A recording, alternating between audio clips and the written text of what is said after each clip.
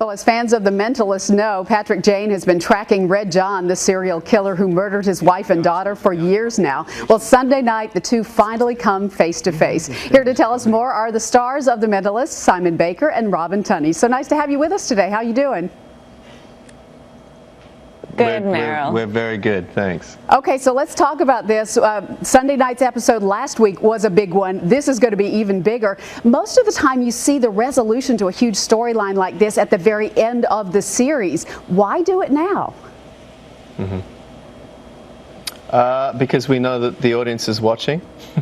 I think it's a good time to do it now because we get the opportunity to then deal with the fallout, the aftermath of it, during the same season, and in a way, kind of reboot the show.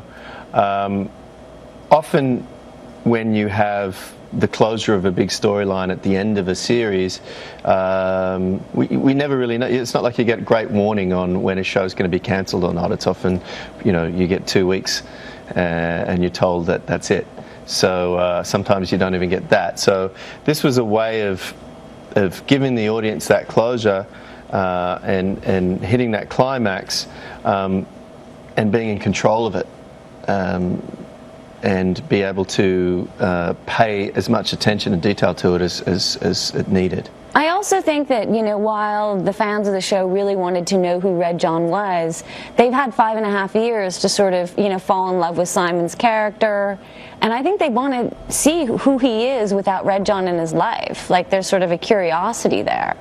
And to see who that man is, and this way we get to explore it. Yeah, and I think we want to see that with all the rest of the characters as well. I understand there's going to be a time jump of about 2 years, so that when we pick up next week, everyone's in a very different place. Tell us more about that.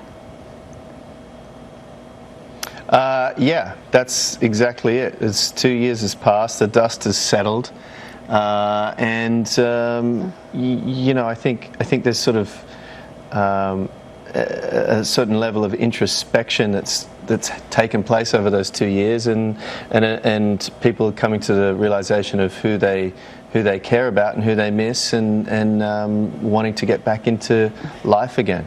And as an actor, I have to say it was a lot less daunting than the 100th episode, which was 5 years earlier.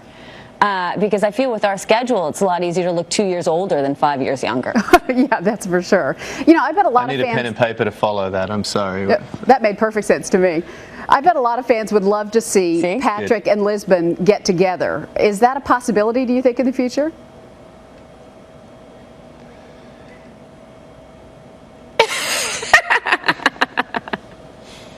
Come on, give us something. I'm not going to say a word.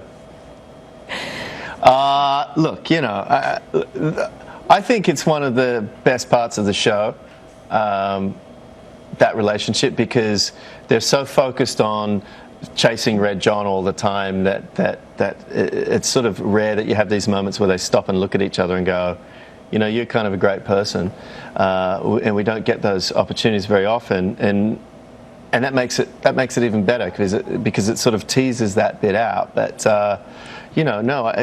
they're very, very good friends, and I think it's probably just them that is personally the ones that aren't aware of the fact that they care a lot about each other.